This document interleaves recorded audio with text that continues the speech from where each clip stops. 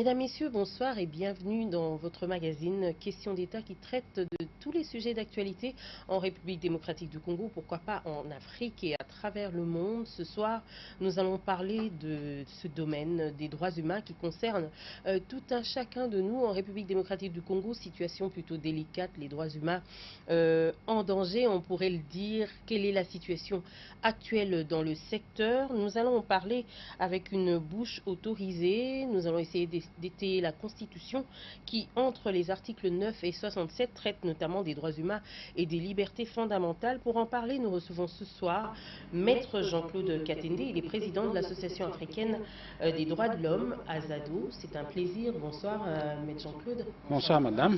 Soyez le bienvenu sur ce plateau de questions d'État. Merci. Vous allez bien? Très bien, oui. Peut-être mieux que les droits de l'homme en République démocratique du Congo. Tout à fait. Nous allons en savoir un peu plus, mais sinon déjà d'entrée de jeu, en quelques mots, d'une manière générale, est-ce qu'on peut dire que la situation actuelle des droits de l'homme en RDC se porte bien? Bon, je pense que la question que vous posez, madame, ce n'est pas une question facile, dans la mesure où il faut considérer cette question sous deux angles. Le premier angle, c'est en ce qui concerne les lois. Et nous pouvons dire qu'en matière de droits de l'homme, la République démocratique du Congo est bien fournie en lois qui font la promotion et la protection des droits de l'homme. Maintenant, quand nous quittons cet aspect ou cet angle pour aborder le deuxième, qui est la mise en œuvre de toutes ces lois, nous pensons que c'est là où il y a un déficit qu'il faut absolument que notre pays puisse combler par les efforts du gouvernement, mais aussi par les efforts de tous les citoyens que nous sommes. Ça commence par la connaissance des faits elles-mêmes. Combien de personnes maîtrisent déjà les droits des citoyens qu'ils sont en République démocratique du Congo? Avant que nous puissions entrer en profondeur dans ce débat, je vais proposer aux téléspectateurs aussi ce petit résumé que nous avons fait de la situation des droits de l'homme en République démocratique du Congo, de quelques faits qui l'ont marqué. Je vous prie de le suivre et on se retrouve juste après.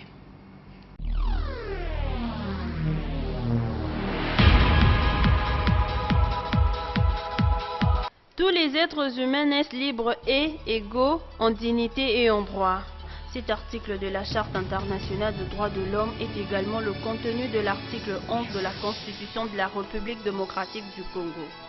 La RDC est un patrimoine commun de tous les Congolais sans exception qui ont le droit de jouir des richesses nationales que l'État a le devoir de redistribuer équitablement.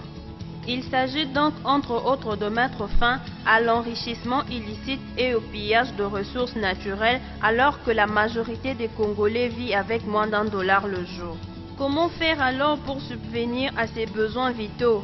Ne pas leur permettre d'y accéder est une violation grave de droits de l'homme, aussi agressive que les violations perpétrées dans l'Est de la République. Triste est de constater que tout le jour, le droit économique et social sont violés, à savoir le droit à manger, les droits à l'emploi, le droit aux soins de santé et le droit à l'éducation. Tout Congolais a également droit à l'eau, à l'énergie électrique, à la paix et à la sécurité. Pour le seul mois d'avril 2014, le Bureau conjoint des Nations Unies aux droits de l'homme en RDC a enregistré 232 cas de violation des droits de l'homme commis sur le territoire national, ce qui représente une augmentation d'environ 23% par rapport au mois de mars.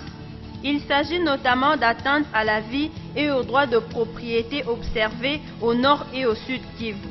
L'amélioration de la situation passe donc inévitablement par les réformes sécuritaires et judiciaires, car il faut renforcer la lutte contre l'impunité. La pleine jouissance de l'ensemble des droits de l'homme et la responsabilité de l'État, mais l'affaire de tous, a été le thème 2013 de la Journée mondiale des droits de l'homme, célébrée le 10 décembre à travers le monde. Ceci demeure une interpellation pressante pour tous et chacun afin d'améliorer cette situation si préoccupante en RDC.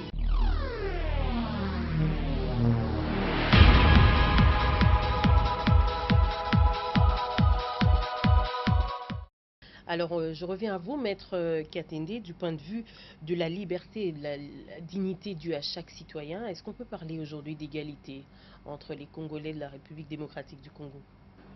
Je pense que sur le plan de la Constitution, la Constitution fait de l'égalité entre tous les citoyens congolais une règle, en disant notamment que tous les citoyens sont égaux devant la loi. Et comme je l'avais déjà souligné, c'est dans la pratique où nous devons voir que principalement les autorités qui sont appelées à mettre cette règle en œuvre respectent la règle elle-même. Sur le plan pratique, vous pensez que le traitement est équitable ou pas? Non, je ne pense pas qu'il y ait égalité devant la loi. Devant la loi, particulièrement quand nous prenons cette question en ce qui concerne la justice. Et vous allez voir que la justice n'est pas la même pour les citoyens congolais qui sont pauvres et pour les citoyens congolais qui sont riches. La condition sociale joue beaucoup dans ce traitement. Exactement. Dans un pays où la justice est atteinte par la corruption, c'est tout à fait normal que les traitements ne soient pas égaux et que cette règle importante, qui est l'égalité de tous devant la loi, ne soit pas respectée.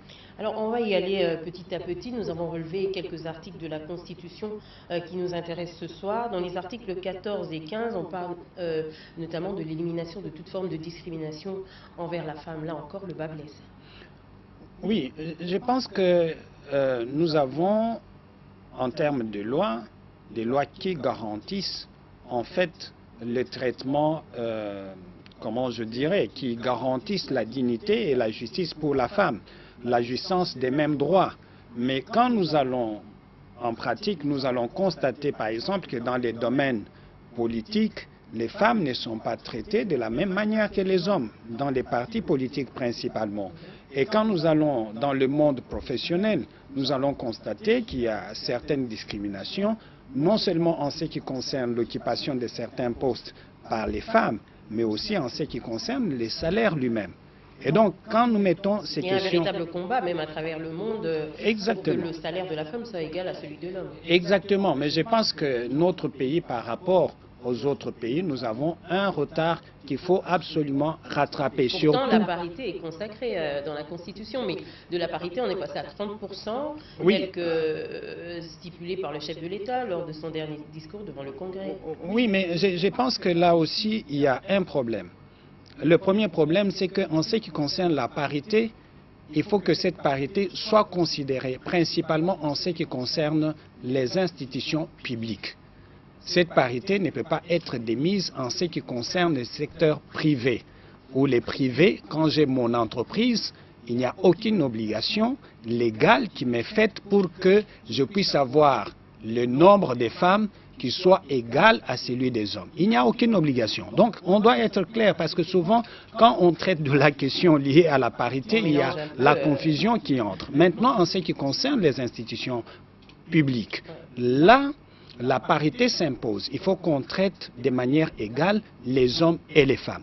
Et je me dis personnellement quand il y a un problème de compétences, etc., il n'y a pas de magie. Hein, non, je pense... Non, pas nécessairement une violation. Non, je ne pense pas que la question se pose en termes de compétences. Parce qu'aujourd'hui, quand nous regardons dans les secteurs publics, tous les hommes qui occupent des postes de responsabilité ne sont pas tous compétents.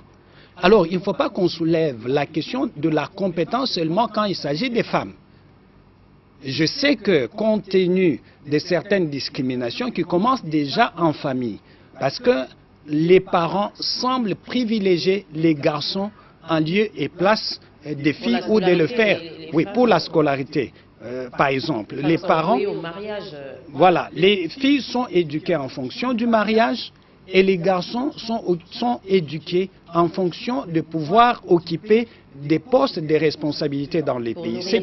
Prendre en charge toute la famille. Voilà, ce qui est déjà un problème parce qu'aujourd'hui, l'histoire a démontré que les filles qui ont eu l'occasion d'étudier, au même titre que les garçons, ont fait même mieux, même en termes de soutien aux parents, que les garçons. Mais pour revenir à la question de la parité, il faut dire que la prise de position du chef de l'État est en marge de ce que la Constitution dit. Ça a pourtant été applaudi. Mais c'est ça le problème avec les Congolaises. C'est ça le problème avec les Congolaises.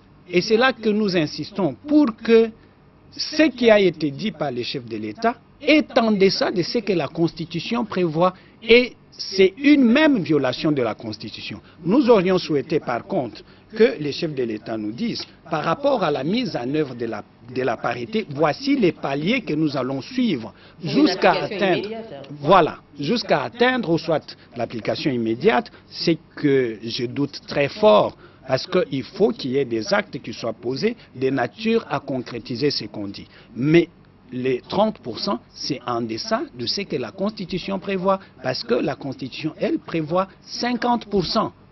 Alors, violence dans la vie publique également, la Constitution préconise le combat contre ce genre de situation. Vous êtes activiste des droits de l'homme en milieu de travail, par exemple, en milieu professionnel, la femme est sujette à plusieurs violences. Hein. Il n'y a pas que les violences sexuelles, il y a le harcèlement, il y a toutes sortes de violences aujourd'hui. On l'a dit tout à l'heure, même par rapport à l'exercice même de ces fonctions. Qu'est-ce que vous pouvez dire par rapport à ça en République démocratique du Congo, difficile de lutter de peur de se faire mettre dehors? Oui, je pense qu'il faut d'abord travailler sur la femme elle-même pour qu'elle puisse comprendre que certains actes qui sont posés par les hommes, que ce soit dans la rue, que ce soit dans les milieux professionnels, il y a des actes qu'il faut désapprouver. Moi, je le vois dans notre ville ici, quand une femme va traverser la chaussée, c'est un homme qui lui prend la main et des fois l'encelle très fort. Ça n'a rien à aider une personne, et sans aucun respect, comme vous le dites. Mais vous trouvez que la femme, elle est contente d'être prise comme ça par un inconnu. Elle pense que c'est un geste de galanterie, tout ça. Oui, mais ça va au-delà. Ça va au-delà de ce qui est permis. Donc, il faut attirer d'abord l'attention de la femme elle-même sur ce genre de choses. Les gestes, les paroles. Voilà. Alors, quand ça arrive dans les milieux professionnels, il faut qu'au premier coup, que la femme dise à l'homme, qui le fait, qui tente d'ailleurs, pour voir quelle va être la réaction, de l'arrêter immédiatement, de lui dire, mon cher collègue, cher monsieur, là, je vois que vous allez au-delà. Mais si, le premier jour, vous souriez, et vous voyez que l'homme constate que la femme est contente, mais demain, il va aller plus loin. Donc, il faut travailler sur la femme. Mais il faut aussi que la femme se dise qu'il y a des lois qui lui permettent de saisir soit l'autorité supérieure en milieu professionnel, soit directement l'autorité judiciaire pour le faire. Ce sont souvent, vous avez parlé de faits réels, mais on a un véritable problème, c'est la culture. On est buté à la culture. Des fois, ce sont des faits totalement banalisés par les autorités. Oui, on se dit, bon, c'est banal. On a mieux à faire que ça, que de s'occuper de petites querelles entre... C'est là que je voulais dire qu'il faut aussi travailler sur les juges. Que les juges ne voient pas les faits qui lui sont, les juges ou l'autorité judiciaire, les magistrats ne puissent pas penser que les faits qui lui sont rapportés par une femme dans le cadre de ces violences dans les milieux professionnels, ce sont des faits bénins. Souvent, l'autorité judiciaire elle-même considère que ce n'est pas grave. Et on commence à faire marcher la femme seulement pour l'entendre sur un procès verbal. Elle fait 2 ou 3 jours et après, on constate qu'elle est fatiguée. Parce que la justice ne s'empresse pas à considérer que c'est un fait extrêmement grave, parce que ce fait touche à la dignité même de la personne. À la dignité de la personne et que cette personne a besoin de la protection. Et nous considérons que la justice, c'est le dernier rempart. Et donc, si la justice ne se préoccupe pas de tels faits, ça va continuer à faire des dégâts dans notre société. Il y a quelques jours, j'ai discuté avec quelqu'un sur les violences qui ont été faites aux femmes au Congo-Brazza. Et ce monsieur me dit, mais on n'a violé que 3 femmes.